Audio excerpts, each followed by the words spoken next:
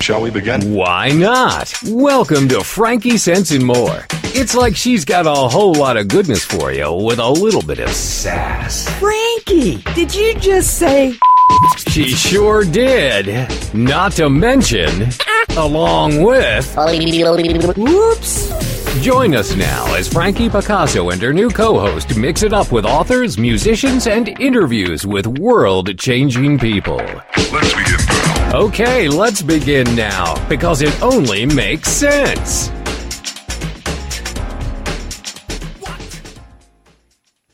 And welcome to Frankie Sense and More. I am your host, Frankie Picasso, and do we have a fantastic show for you today?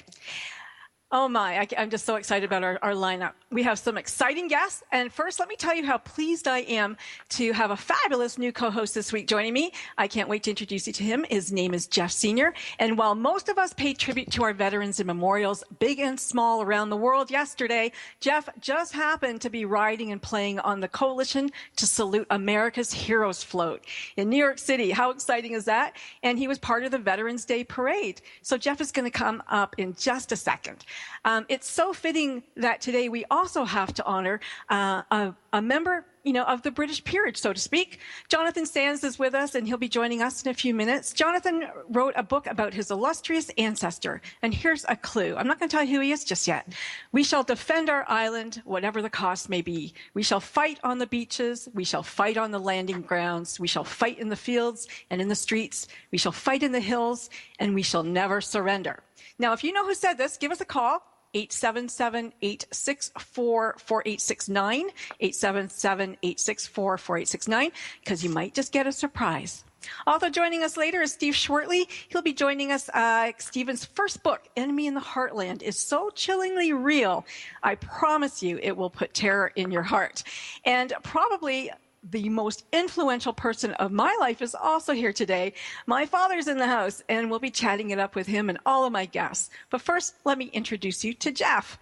I want to say Jeff is my new bestie. I just adore him, and I just met him. Jeff is a pilot with Southwest Airlines. Excuse me. But he's so much more. Jeff is also an airline movie film pilot, husband, father, professional singer-songwriter, band leader for his band CTS, which he formed about 12 years ago, to inspire people of all ages to live their dream and honor the real American heroes, military, police, firefighters, and first responders. Jeff really is a true humanitarian. And a bit later, we're going to hear a song that he wrote for Snowball Express. It's extremely poignant, and it's a charity that is just so cool. Jeff's Hollywood aerial film credits also include some of the biggest movie hits of our time: True Lies, Executive Decision, Hot Shots, Space Cowboys, and Silence of the Lambs. Now that you're suitably impressed, let me tell you that Jeff is also given the most prestigious award that Southwestern bestows upon its employees, the President's Award, and he received a signed Taylor guitar painted with the colors of Southwest Airlines. Now, can you say amazing? Jeff, I mean, that's pretty incredible. What do you think? Well, I'm probably blushing right now, but thank you, and I'm honored and humbled, and I just, my mission is truly to go touch lives in a positive way in this world. So thank you, Frankie, for all of that. Oh, yeah, you know what? You're amazing, and I thank you. Jeff, did you ever see the documentary? My son came over the other day and said, Mom, you have to watch this documentary on Netflix. It's called Fat, Sick, and Nearly Dead. Did you ever see that one? No, I did not.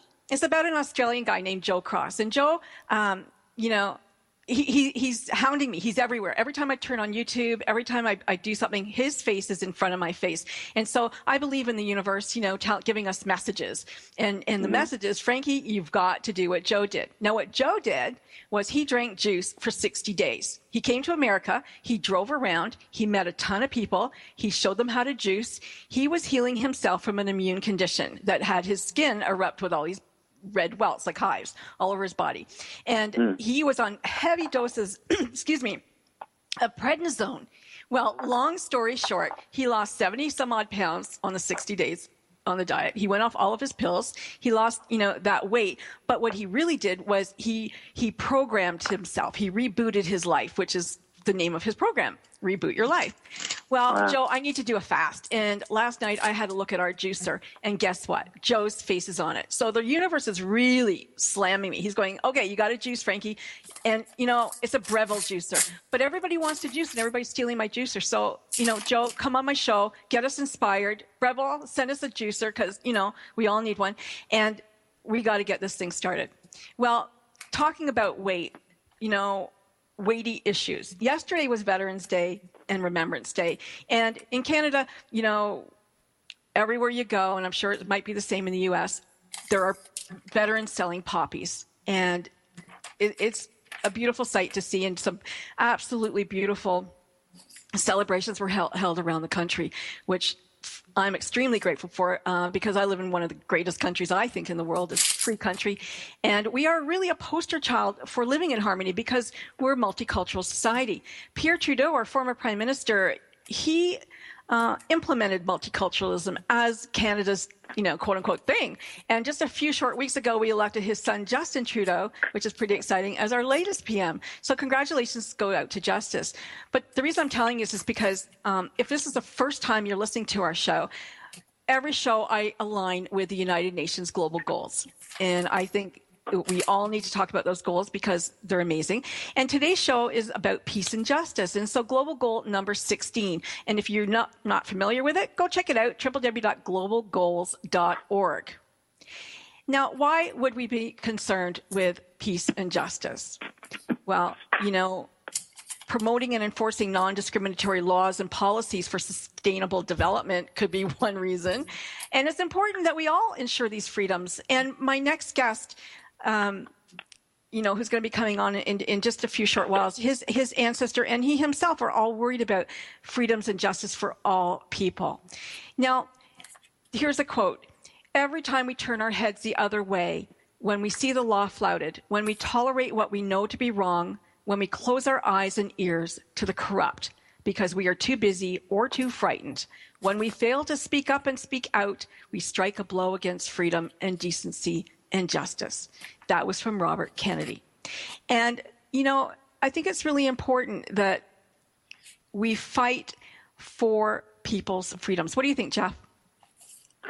I think it's very important, and I think we live in a world that it's real easy when you do live in freedom like America and Canada, amazing countries, that it's easy to forget where our freedoms came from and the sacrifice it took to get here.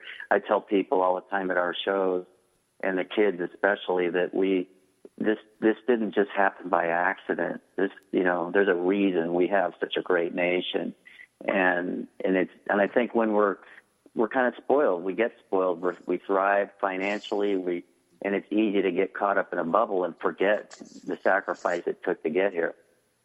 Exactly. Well, I think we still got time.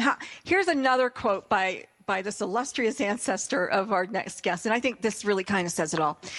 How is that word democracy to be interpreted? My idea of it is that the plain, humble, common man, just the ordinary man who keeps a wife and a family, who goes off to fight for his country when it is in trouble, goes to the poll at the appropriate time and puts his cross on that ballot paper, showing the candidate he wishes to be elected to Parliament, that he is the foundation of democracy. And it's also essential to this foundation that this man or woman should do this without fear and without any form of intimidation or victimization. He marks his ballot in strict secrecy and then elected representatives and together decide what government, or even in times of stress, what form of government they wish to have in their country. If that is democracy, I salute it, I espouse it, and I would work for it. Okay, that was December 1944. Who is it? Come on. If you know, give us a call. 877-864-4869. Now, I hear a bit of shuffling of papers in the background, and I'm not sure, but let's, if we can keep that to a minimum, that'd be great, because it would just really make the sound. It's hard for people to listen and to hear noise. We want the best possible sound that we can get. So I am going to introduce you to our guests now. Jonathan Sands is the great-grandson of Britain's wartime Prime Minister, Sir Winston Churchill, who recently authored the book God and Churchill, which he co-wrote with the White House staffer Wallace Henley. And the book traces the personal, political, and spiritual path of one of history's greatest leaders and offers hope for our own violent and troubled times. And Jonathan's intense search to discover who his great-grandfather was actually changed his own life and his own destiny. Forever, I would think. He was born in Shackelford, a small British village in the county of Surrey. Jonathan heard many tales of his great-grandfathers at family gatherings, and his childhood was shaped by these stories and conversations that he heard. And I'm sure the stories intrigued him, as they do us, but he had a great desire to get to know who this man was in a way that no one else had, and so he began his search. Today, Jonathan lives in Houston, Texas, with his wife, Sarah, and their son, Jesse. And together, they host what is called Churchill's Britain Tours. And they take visitors behind the scenes to many locations that were significant in his great-grandfather's life. So please welcome Jonathan Sands. Welcome, Jonathan. Thanks, Frankie. It's a real pleasure to be on your show today, and I'm really, really interested by what you've been saying and by the wonderful quotes. And I was tempted to actually phone in myself and say who it was. That would be cheating. Yeah, it would. You're a public speaker, and you've spoken before NASA. You've gone to universities and churches. You really want to bring Churchill alive for this current and future generation, because you really believe that Sir Winston still impacts the world today. And I'm going to ask you what you mean by this, but we're going to go to break fairly shortly. So I'll ask you, and then if I have to break you off, we'll come back and talk about it.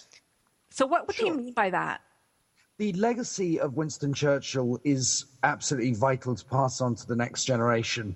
The morals, the values, as you'll see in God and Churchill as we talk about it, Churchill had a very strong moral guidance and a very strong ethical guidance that kept him on the path. And if we lose those morals and lose those ethical values, then there's nothing left for us to really fight for. There's nothing left for us to really exist for. So Churchill's determination and his morals, his values, his ethics really are things that need to be basically duplicated in this world. We would be facing a lot less problems today if we actually started to really pay attention to things that Churchill had said. I agree with that 110%. We are now about to go to break, but just remember where we were. Stay tuned, stay close, because you are not going to want to miss this. No, we're just getting warmed up. Frankie Sense and More will be right back after we pay the bills. Have you heard? The pages of American Patchwork and Quilting magazine come to life on our new weekly online radio show, American Patchwork and Quilting. Join Pat Sloan, our blogging and quilt designer host, as she talks about the latest trends, ideas, and inspirations. Her guests include quilt pattern designers, authors, quilt shop owners, and our editors, all quilters, just like you. Call in with your questions. Get quilting tips from industry experts.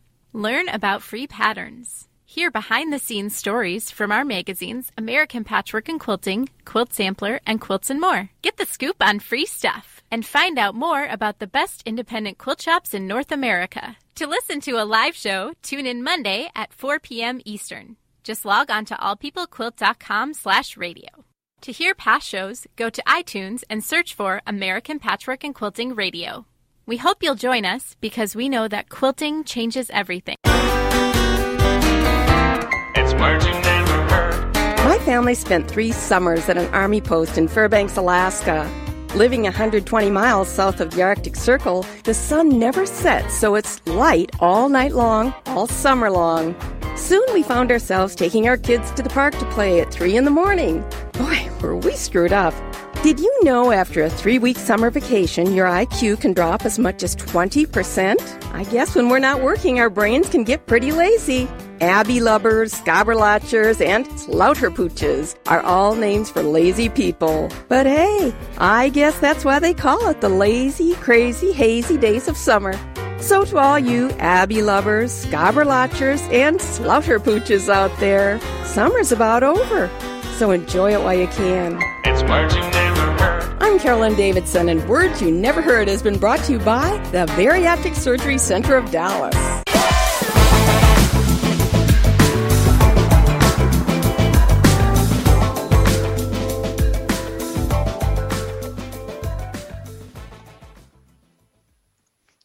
Thank you for sticking around. We're back with Jonathan Sands and Jeff Senior, and I'm Frankie Picasso, your host. Jonathan, we were talking just before we went to break about why it's so important to for this generation and the next generations coming up to hear about the legacy of Churchill and what he was all about.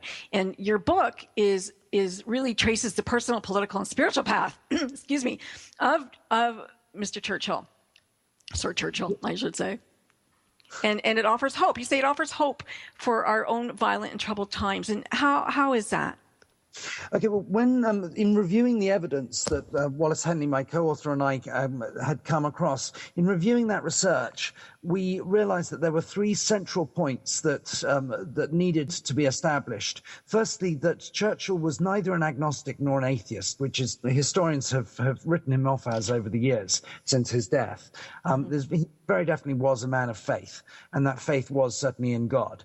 The second thing was to then take Churchill's words himself, his own belief that his life was indeed directed and protected by divine intervention, and to either prove or disprove whether or not that God that Churchill believed in really did interfere, as he maintained throughout his life. Now, having established both of those factors, it then became obvious that the book had to be a book of hope, because if God really did intervene in great-grandpapa's life, as we show in the evidence in God and Churchill, if he really did intervene in Churchill's life and really did intervene during moments in the Second World War, then it is entirely possible that God is intervening not only in our own individual lives, but in the world today as well. And so no matter what the crises is that we are facing, God will raise someone up like Winston Churchill to be the strong person to lead us through the particular crises that we're facing. So you're saying there's always going to be a David for that Goliath? Yes, I firmly believe that there always will be some form of David for that Goliath, yes. People ask me, where is Winston Churchill? We need him now. Where is the next Winston Churchill? But, great-grandpa's dead. We don't need Winston Churchill. We need to follow. We need to learn from everything that he taught us, everything that he told us. We need to inwardly digest that, to take his courage, to take his faith, to take his integrity, and to change the world individually. We need to stop looking to others to help us, and we need to start actually working together and helping each other and helping ourselves. Nobody was there during the Second World War to pick up the pieces afterwards. We had to get on with life, and your father, I'm sure, will attest to that you have to get on with life and get moving. Otherwise, nothing's really going to happen. And in this world today, we depend too much on governments and other people. And the result of that is that governments then tell us what to do, and we look to them to take away the freedoms that were fought for during the Second World War, because we don't know where to go. We don't know whether to turn left or turn right. And unless someone says, well, turn left, what are you going to do? So Churchill was very much an independent. He was very much a man who stood there and said, don't rely on others. Rely on yourself to actually get on there and do that, but work together as a coalition for the greater good. Mm-hmm. Well, and look what the World War II generation came back and did. They created and invented some of the finest inventions we have on the planet. They built businesses, they created things that was just, they're amazing. They didn't expect a handout. They just did what they had to do and came home. There were certain things that needed to be done. Okay, I mean, for instance, in Britain we introduced socialized medicine because at the time, the war had ended. There was absolutely no money in Britain. The men were coming home, and indeed the women as well who had gone out to fight. They were coming home.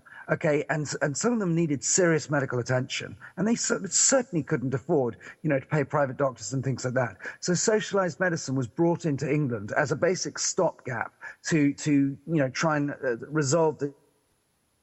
But apart from that, the men and women who had fought tirelessly those 5 years just got off their backsides and actually worked. They put our country back together. Basically we put Europe back together on the strength of what our wonderful, wonderful heroes from the First World War and the Second World War had done. So, I mean, we owe so much to our veterans. I mean, I was telling a group yesterday, we owe an incredible amount to our veterans. Teachers, without a teacher, you don't have a veteran, and without a veteran, you don't have the freedom to have a teacher. So, those are the two groups of people that we really owe so much to. Jonathan, as I read your book and I learned more about your great-grandfather, and he went through periods of popularity and unpopularity. He wasn't the person who was, going to be Prime Minister of England. Nobody wanted that job, really, because they were walking into a role that was already, Hitler's already on the move, and they're like, okay, now you fix it. Yeah. Right? It's like, yeah. But he did it. He had courage and guts, and he said, okay, I'm going to do it. You walk through hell, you keep going. But Chamberlain really had two choices. He wanted Lord Halifax, and Halifax, he was an incredibly ambitious man, and most certainly would have loved to have been Prime Minister. However, he was not prepared to go down in history as the man who handed the keys of Britain to Adolf Hitler. Churchill, on the other hand, actually believed that even at this late stage, with Germany with the Nazis outnumbering us and everything on the ground forces and everything, there was the possibility that we could win, and there was no point in giving up before, we had actually lost. So Churchill himself, yes, stepped forward with courage, believing in faith that he certainly could do this, that this certainly was possible. And then, once he had actually stated this, absolutely nothing was going to make him back down. He recognized the fact that living in a world without freedom there's no point in living. Seriously, what is the point of being alive if you are not free? There really is absolutely no point to life at all. 110% agree with that. Let's get Bert on. Let's ask Bert about, what the climate was like. And Dad, are you there? I'm here. Okay, so it's 40? 1939, 1940. Yes, it was an awful time. And to Mr. Churchill, my hat goes off. He was the determined individual that brought England together and that brought the free countries together. And did you feel that when he got in that, okay, now we're going to win? Like, was there an attitude like, oh my God, we're not going to, Hitler's going to grab us up in his big basket and carry us all back to Germany and be one big happy, Stalin fest or something? Or did you feel that, okay, now we're on the right side. Now, he gave us guts and glory. We're going to go out there. I certainly felt I was on the right side. Mr. Churchill, famous slogan was, give us the tools and we'll do the job. Mm-hmm. Asking for the armaments from the U.S. to ship the armaments, the artillery, and the airplanes to let them fight the war. He didn't ask America to fight the war. All he wanted was the ability and the goods to do so. And every man and woman were conscripted, right? I believe. Oh yes, people were conscripted completely. However, the amount of young people who, under the age of 16 years old, were signing up to fight and lying about their age, and those that weren't able to get in, either they were too old to fight or they were too young to fight. They were joining what was originally called the Local Defence Volunteers, which then became the Home Guard.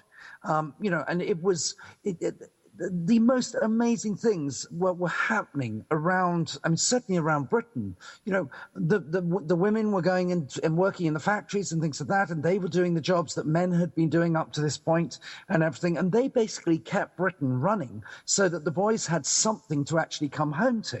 It was amazing. And then the young children and everything like that, they mixed in with everything that was happening and worked so hard, built victory gardens. It was so inspiring. I don't know a time in history when, certainly in Britain, when such, a group of people, such an entire country has got together to fight for the common good, to stand together and to say, okay, let's forget our differences. It doesn't matter what we believe in, but we're standing together. Mm-hmm. And it was incredible. Teamwork. Churchill also have to understand one thing, that the British people were being bombarded on a daily basis, incendiary bombs that would go off and turn London into a fireball. And through all of that, the people stood tough and fought the Germans. And Was there that food? Yeah, I had a grandmother that lived in. I believe it was due to Mr. Churchill's determination. He was a determined man. He didn't back off and back down for no one. He led from the front.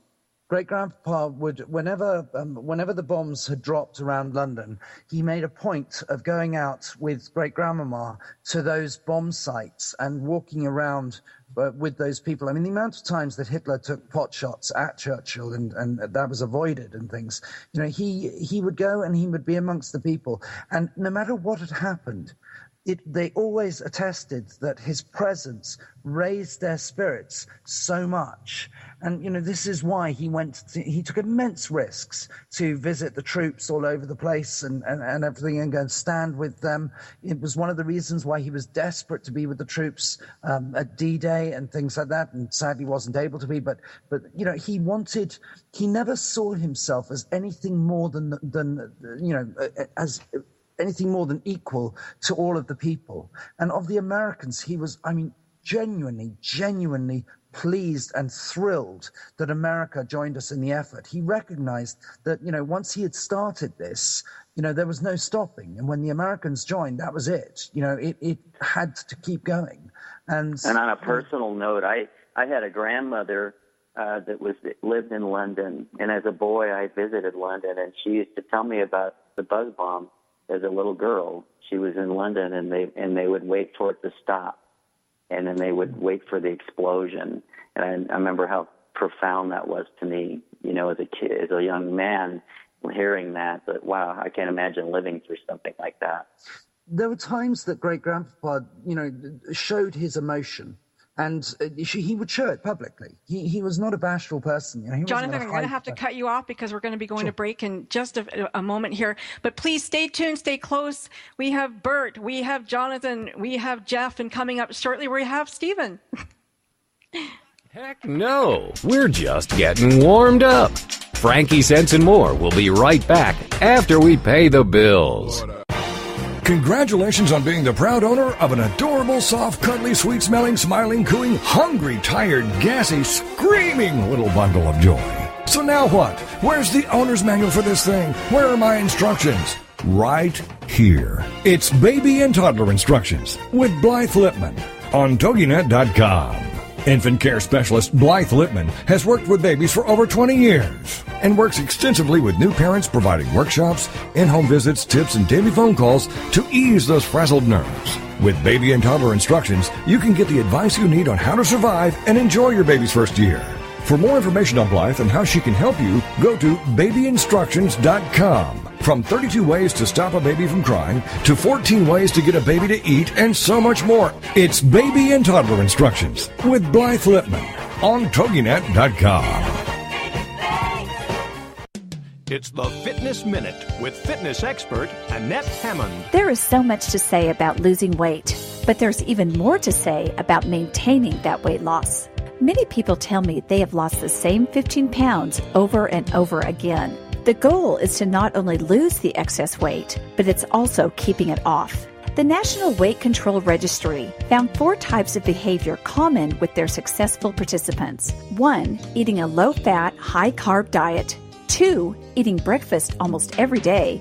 3, frequent self-monitoring of weight. And 4, participation in a high level of physical activity. By embracing these 4 actions in your life, you too can be successful at maintaining your weight loss. Living a healthy life full of daily exercise will help you keep the excess weight off. For the Fitness Minute, I'm Annette Hammond, keeping you healthy, happy, and fit.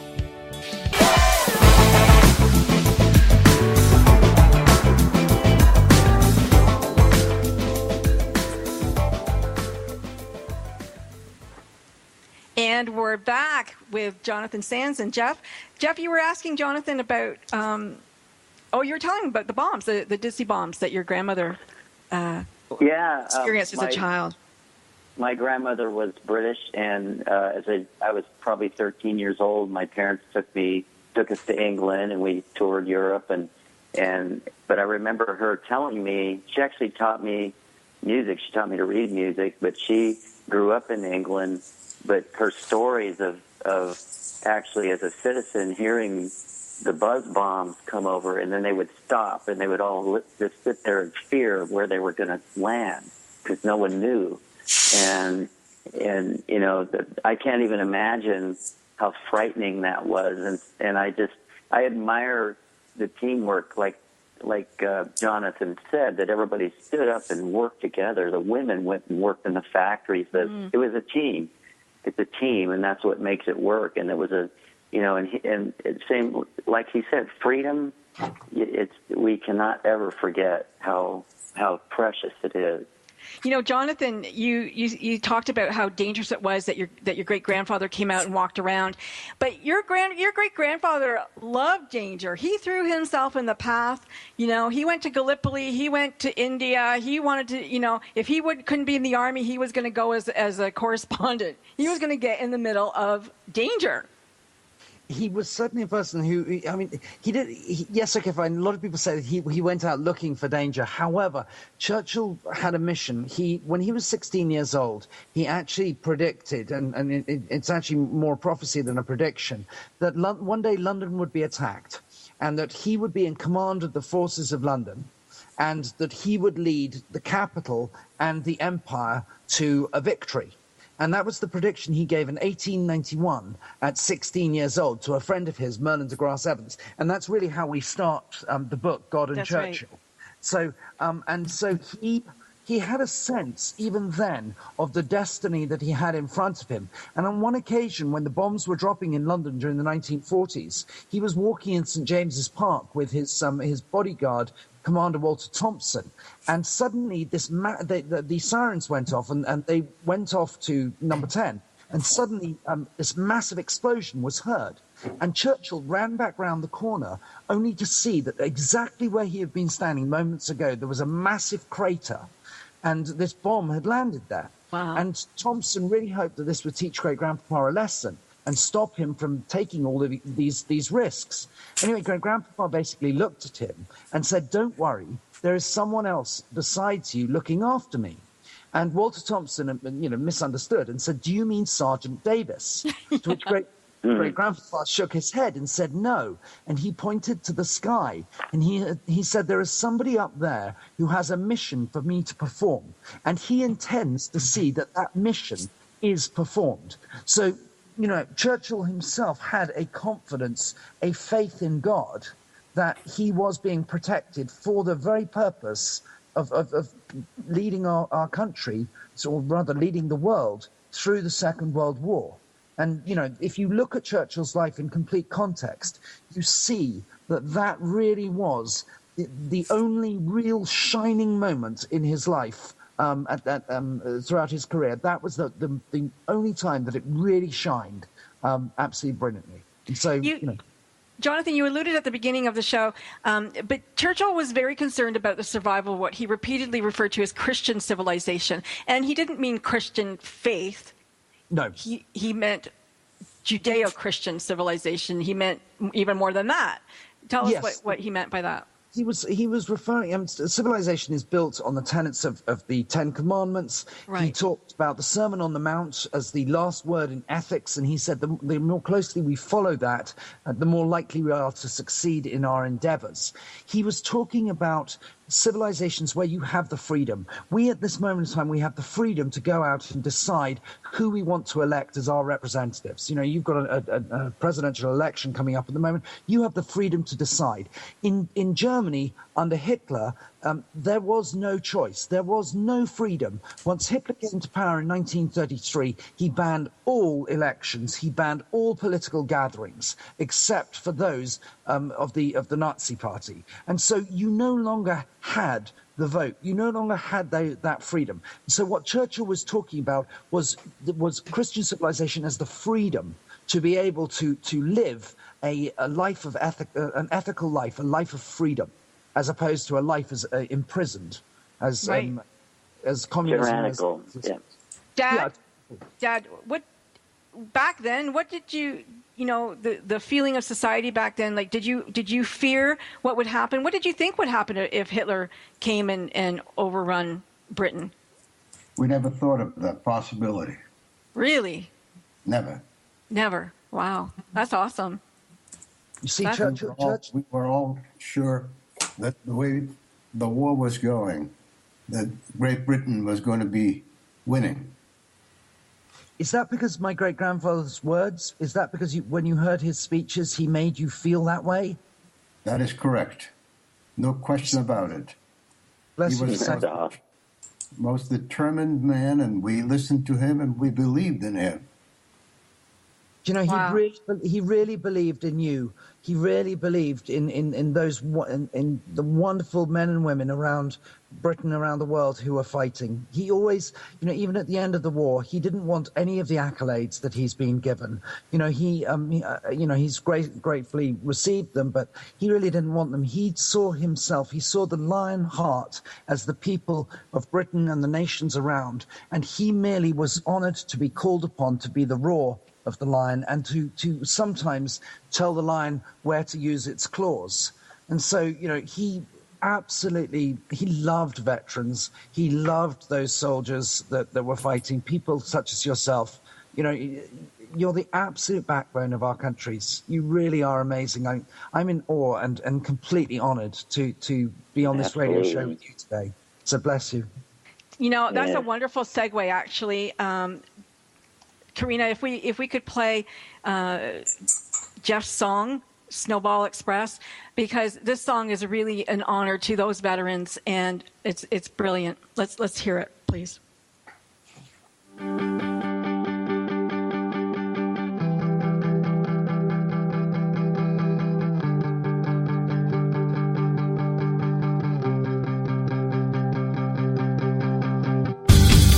Some heroes live in fairy tales, some in comic books, but real heroes come along in places we don't look. You open so many eyes, so many times. Now this whole world is looking back. You've opened so many eyes, so many times. Now this whole world is looking back. From waves of gray to shining seas, hope unites this family called Snowball Express. We'll carry on and run this race high above those darkest days on Snowball Express. Take this walk of gratitude. There we go. Wow, Jeff. Yes. Awesome song. Thank you. We play it live at every show in honor of the vets. And I talk about not only the vets but the families that sacrificed and are left behind. You know, because we kind of tend to. It's easy to forget the families too. And that's what Snowball Express is about, right? It's a charity for the families of the wives and the children of vets who were killed overseas. Is that? Yes. Yeah. It started during the Iraq conflict, and the idea was to honor the Gold Star families, the families that have lost a loved one in military service. Most of them were in the Iraq conflict and Afghanistan as well. And then they bring 2,000 of them every year for a 4-day all expense paid vacation and fun and activities, I've even watched some of the kids grow from 5 years to now they're 15 years old. 10 years it's happened now. Wow. I'm just going to bring Steve Schwertley on. He's with us. Hi, Stephen. How are you? Good. Yourself? I'm good, and I want everyone to stick around because we got some great conversation coming up as well. Stephen, you suffered a stroke. You wrote a book called Enemy in the Heartland. It is probably one of the most complicated books as far as characters. You've got so many characters in this book. I don't know how you did it. Did this stroke improve your brain power? Well, I wish I could say so, but I think I'm probably back about 95% of what I was before. But I'm married to a psychologist. Her name's Joy, and she said, to recover from the stroke, why don't you start writing those books you got in the head? So that's how the book took form. Why don't you tell us all the premise of your book? Well, the premise of the book is a bunch of college kids met over in England many, many years ago, 13 years ago, and some were from the Middle East and some were from Europe, and some came from a wealthy family, and between meeting in classes and everything, they decided that they were going to do a jihad against the United States. And after 13 years of planning and with a lot of resources, they attacked the United States where you least expected. Instead of hitting New York or L.A. or Florida or somewhere, they went into the heartland, the central United States with their drones and poison gas. Wow. St. Louis was where they were going to go. You know what? That's where I went to university. Me. But you bring in the Mossad, you bring in the CIA, the FBI, you bring in all these agencies. Like, what do you know about them? What I see on TV. Really?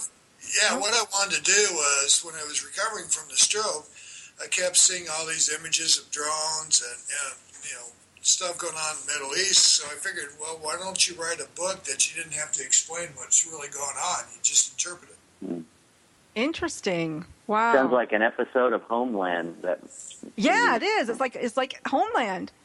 Yeah. Well, what got a lot of people going was, they're going, well, I want to be in the book, or, can I be in the book? And I would say, you want to be good guys and bad guys. So I should have stopped asking a lot of people, because that's where all the characters came into. Well, it's pretty amazing book, and we're going to talk just a little bit about some of the themes that are in that book, because I think they're really important, but we're going to break, so stay close, please. Stay tuned. We're coming right back. No, we're just getting warmed up. Frankie, Sense and More will be right back after we pay the bills. In today's business world, a helping hand or idea that doesn't come with an invoice is a treasured find. And if that happens to you, then you need to pay it forward to keep other entrepreneurs from making mistakes or getting a raw deal. It's called Paying It Forward with Josephine Girassi, Wednesday mornings at 9 a.m. Central. Josephine is going to have the guests describe their accomplishments, the lessons they've learned, both good and bad, and then sharing those pieces of knowledge as we create a movement of paying it forward. For more information about Josephine, her business, and background, you can go to mymomknowsbest.com. Josephine Girassi has always been a problem solver. She saw this need and has turned it into a movement. It's Paying It Forward, with tips, tools, and advice and hard lessons learned. These pieces of knowledge can make a huge difference for you, your business, and others. So join us for Paying It Forward with Josephine Girassi, Wednesday mornings at 10 a.m., 9 a.m. Central on TogiNet.com. It's the Fitness Minute with fitness expert Annette Hammond. Weight Watchers says that many things can distract you from working out. Recognizing these danger zones and avoiding them is crucial to losing weight. Be it your favorite TV show, a family phone call that can go on for an infinite amount of time, or a neighbor or friend popping in for an impromptu chat, there are definitely obstacles that can throw off your exercise attempts. One way to put all these interruptions at bay is to exercise first thing in the morning, before you start your day. If you make exercise your first priority and your earliest act of the day, you can bypass many of these danger zones. But if working out early is not an option for you, finding a time each day that does work and sticking to it is also a good plan. Shun the danger zones and see your exercise and weight loss succeed. I'm Annette Hammond. If you're a fan of Fitness Minute, like us on Facebook at Fitness Minute with Annette Hammond.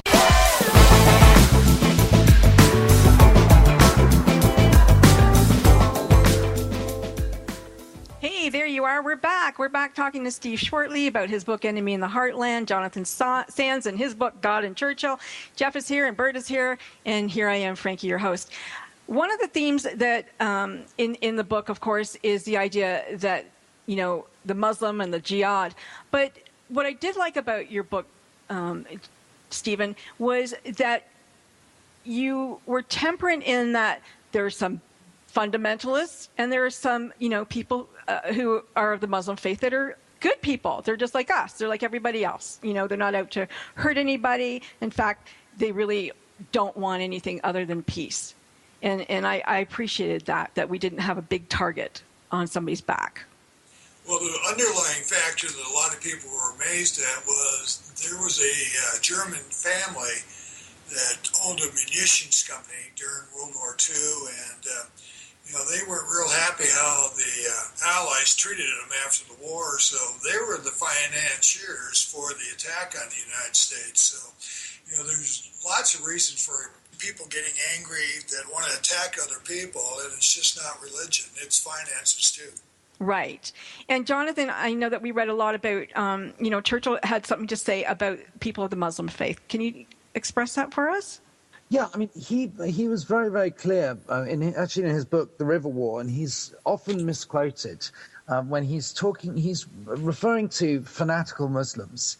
Mm-hmm. And, you know, he's talking about, you know, how Islam is a faith that, you know, if it's taken anything fanatical is a very, very, very dangerous. But he deliberately separated, and this is where people take the quote apart and they don't bother with it.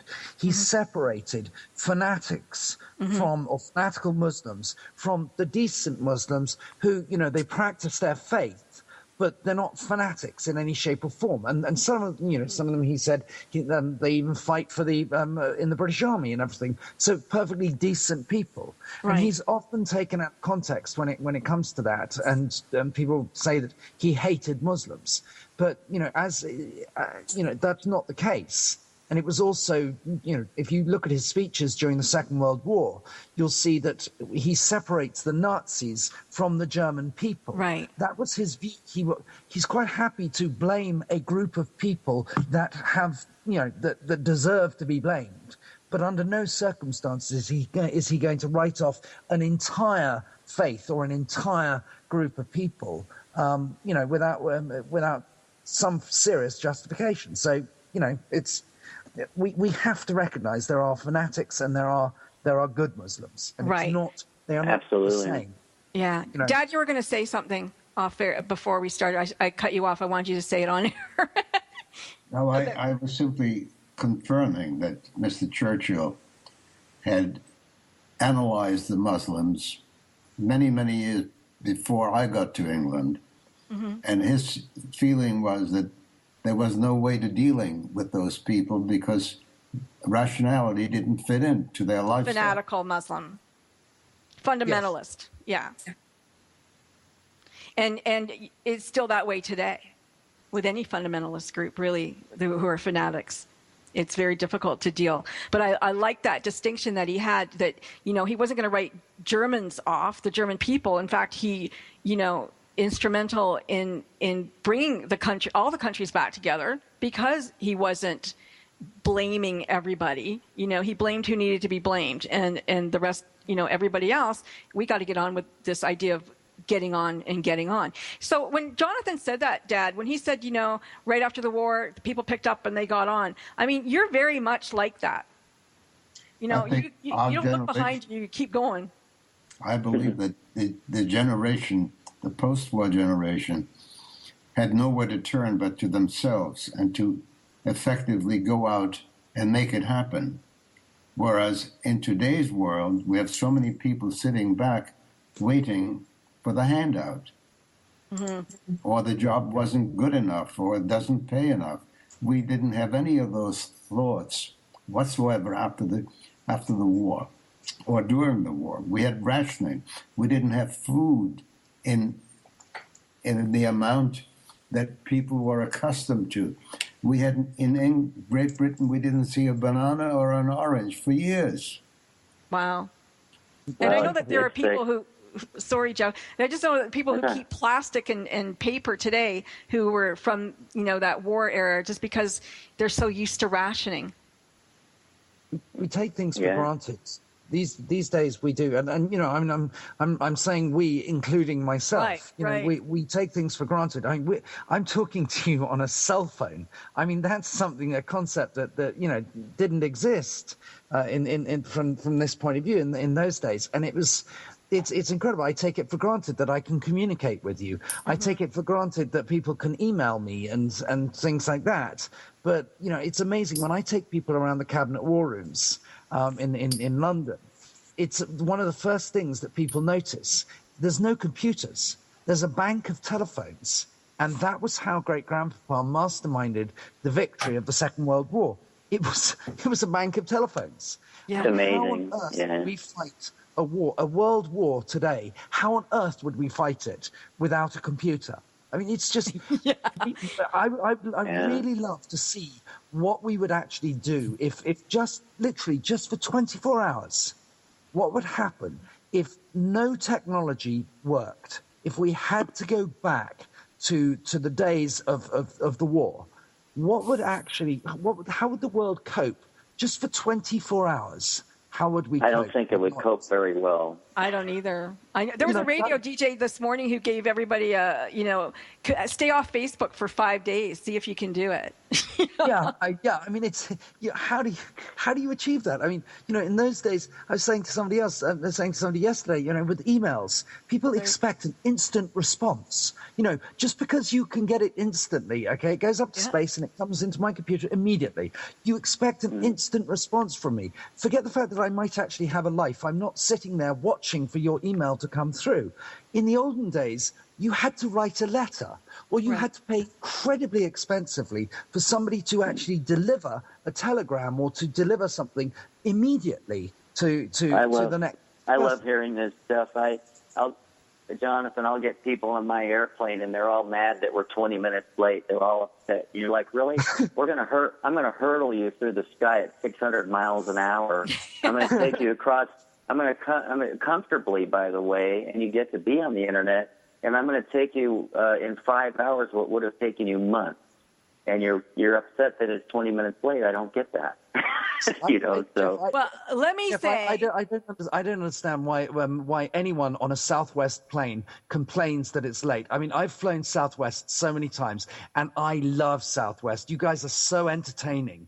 You make the flight pleasurable. I don't care if you're 20 minutes late. I don't care if you're an hour late. As long as I'm on that flight with someone from Southwest, I know that I'm going to be happy. Jeff will even entertain you by guitar before you get on the plane. He's the pilot, but man, he'll come out and play guitar for you. So. Oh yeah, I love entertaining my passengers. It's fun. That's so much fun. I flew back last night from New York City, and I just rode in the back. But I got up and I sang the national anthem. We had about 10 veterans on board. It was really fun. So I love doing that. Frankie, do you mind if I just say, with regards to Southwest, I took a flight actually to and from Albany a couple of weeks ago, and there was a big problem on coming back from all the computer systems went down. And 2 days later, I offered to basically stay off the flight if there were people who needed to get on it. 2 days later, I received a handwritten card from this lady at Southwest who said, "Thank you so much for being so understanding and so kind." This was handwritten, and she included a Southwest luggage tag. And, I'm meaning to phone Southwest head office. They are amazing, really amazing. Sorry, I just wanted to say that. I love the customer service. That's like one of my pet peeves. But I just wanted to say, Dad, my father's 90 years old, and he has gone from, zero to hero, really. He has an iPad. He has an iPhone. He is connected. Cool. He's connected. Excellent. He's using Skype. And I love today. hearing him talk. I love his voice. So, Dad, what's it like for you? Can you go a day without your cell phone and your computer? Can I do what? Can you go without your computer and your cell phone and your iPad for Not a couple anymore. days? No. Not anymore. It seems that, every time something new came out, I said, it's the last thing I'm going to learn. But every time new ones come out, I keep gravitating to them. I need them. I want them. I love it. It's amazing, Bert, as I tell people all the time, and even my kids, that we have we have more computer power in our hands than the lunar lander had, and yet our children, we have more grasp of knowledge instantly than ever in world history, and yet we spend most of our time on it taking pictures of ourselves and putting it on Twitter or Facebook. It's kind of funny, actually. You know what I think is... You're absolutely right. I remember 20, 30 years ago, our computers were no more capable than our little iPhone is today. And look at the difference in cost. From hundreds of thousands of dollars down to $100, $300. Stephen, you wanted to say something. Yeah, well, after this interview, I'm going to go out to the racetrack here in Phoenix. NASCAR's in town this week, and I'm a NASCAR nut, probably a redneck too, but my wife is from South Africa, and a bunch of her friends love car racing, so last time I went out there, and then tomorrow morning, bright and early, I'm going to be standing on top of my trailer using my Skype app on my phone, showing them the racetrack and talking to them, broadcasting free halfway around the world. I mean, that's just crazy. It is. You know, my dad's in Mexico. He lives in Mexico. And, you know, we can Skype face-to-face. We did the other day, which is fantastic. It's amazing, our technology and what it's done for us. So I do need to ask Jonathan, though, because we're coming up to near the end of the show very quickly. Jonathan, you said that, you know, we all need to come together so that we keep this world going. And so in very short words, what do you think? What can we do as individuals? What can we do to keep this peace and to, you know, get your great-grandfather's legacy to live on? Start working together. Stop being selfish. Stop thinking of ourselves and start thinking of other people, how we can help other people. You know, let's make friends and let's stop trying to make enemies. I wholeheartedly agree with that.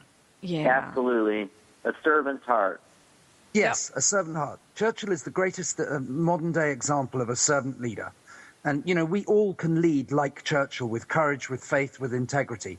You know, you don't have to be Winston Churchill leading a country through a war, okay? You can be Winston Churchill in your home. You can be Winston Churchill in your business. You can be Winston Churchill wherever you go. It's how you treat someone. It's how you see someone. Stop looking at people as less than what they are. We are human beings. We are all equal. Yes, okay, fine. You know, some of us are business executives and some of us are authors and some of us are radio presenters, whatever. It doesn't matter what we do. That doesn't define us. We are human beings. And at the end of the day, I bleed just the same as you do. And if you're lying at the side of the road, I'm going to help you because you're a human being. I got to say goodbye. But what a way to go out. Jonathan, you're right. We're all human beings, and we have to love one another. Frankie Picasso, signing out for Frankie Sense and More. Thank you so much for being my guest today, everybody. She not you, she the one way to turn the world.